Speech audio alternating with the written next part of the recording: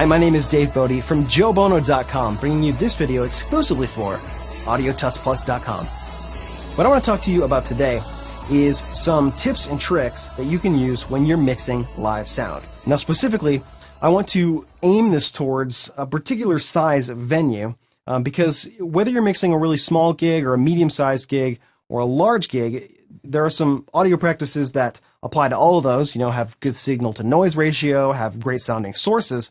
There are some things that, in particular, are a little bit different between all of those. In a really small kind of live sound situation, you'll be reinforcing the sound a lot less because you have kind of more noise that you're dealing with from the stage or whatever's making the noise, and so you're not going to be able to bring up the reinforcement of that a whole lot. In a medium-sized venue, maybe you're looking at between, 500, 700, 1,000 people, maybe even 1,200 people. There's still going to be a little bit of that kind of noise from the stage, especially if you're inside, but you'll be able to reinforce it quite a bit more than you will, at a smaller venue. And then when you're looking at kind of a large situation where you're up above 1,500, 2,000 people, and up, you're going to be mixing a lot of sound reinforcement in there, and there's the effect of the noise on the stage is not going to be as prevalent. I mixed an event a couple of weeks ago for my buddy Todd. He runs an organization called BASIC, which stands for Brothers and Sisters in Christ. And this is a college organization that has groups of college students that meet all across the Northeast United States. And then 2 times a year, they come together for a conference where there's music and speaking and the whole thing. And there's between 600 and 700 college students packed tight in a room. It's basically a room that's can just about hold 700 people. So I want to share with you some of my experiences mixing in that environment there. I've been involved in live sound for a number of years, and I've mixed at a lot of different places on a lot of different gear. And one of the things that I've noticed over that period of time is that there's kind of this phenomenon when you're mixing fairly loud music, is that there can be a tendency for kind of a low, mid kind of frequency buildup. It almost sounds like there's something happening to the overall spectrum, which is muddying up the area between, say, like 200 hertz and around 500 hertz. And so what you end up doing is either tuning the system to where you're basically cutting that area out, or individual channels, you basically kind of do a dip around that region to compensate for this effect. And I read an article a few years ago, and it kind of explained why this happens. And it has to do with distortion in this subwoofer. When you have material that's in the subwoofer, say below 100 hertz, and that's causing some kind of harmonic distortion, it shows up between 200 and 500 hertz. Basically, this happens because you're driving them into the point where they start to distort. And so one of the ways that you can fix this is to have a lot of subwoofer headroom. 2 years ago, we were using 3 of these QSC KW181s, and then we had a couple of dual 15 JBL speakers to kind of supplement.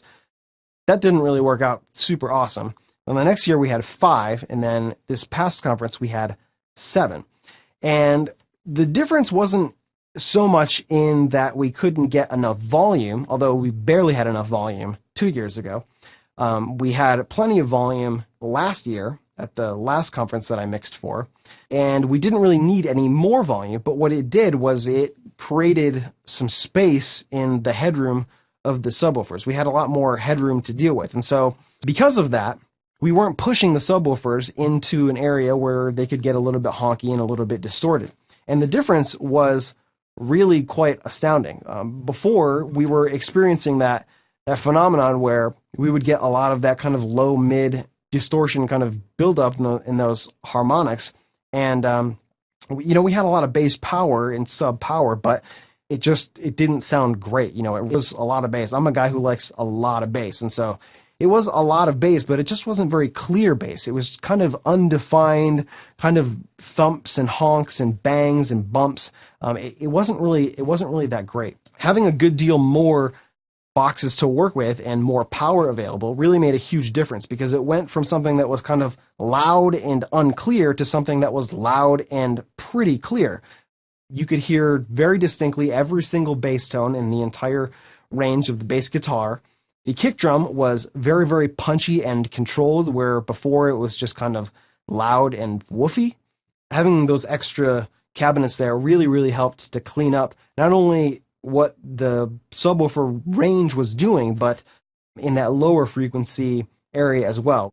We weren't having to, make drastic cuts in that region as much because we had a good deal more power to work with. So if you can, having a lot more subwoofers at your disposal can be better.